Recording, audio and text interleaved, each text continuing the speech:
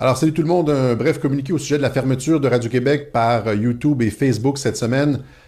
Donc, par la présente, moi, Alexis Cossette-Trudel, déclare que mes comptes personnels et professionnels du réseau social Facebook et celui de ma chaîne Radio-Québec sur le média en ligne YouTube ont été fermés dans l'espace d'une semaine, et ce, sous de faux prétextes.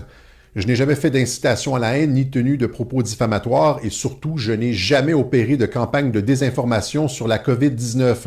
À tout moment, lors de mes webjournaux, je me suis appuyé sur des avis d'experts et des publications scientifiques. Soulignons que Radio-Québec n'est pas le seul média attaqué pour ses prises de position sur la COVID-19 et que le point de vue défendu par Radio-Québec est largement représenté sur les plateaux de télévision ailleurs, en France et aux États-Unis notamment. Ma chaîne Radio-Québec sur YouTube comptait à elle seule plus de 125 000 abonnés. Ajoutant à cela un autre 125 000 abonnés sur mes deux comptes Facebook et nous parlons alors d'une censure touchant au moins 250 000 personnes. De plus, durant cette même période, lors du point de presse gouvernemental du 7 octobre 2020, le premier ministre du Québec, M. François Legault, a affirmé que je niais l'existence du virus de la COVID-19 suite à la question d'une journaliste de la CBC, ce qui est faux, puisque je n'ai jamais tenu de tels propos, ni en public, ni en privé.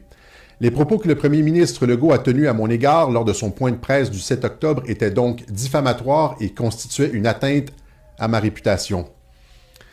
Que l'on soit en accord ou pas avec mes idées, mes propos ou mes analyses, je ne peux pas accepter de me faire censurer ou attaquer de la sorte.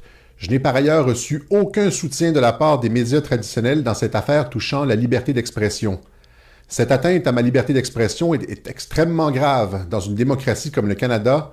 Avons-nous basculé dans une dictature prônant la pensée unique et l'absence de débat public?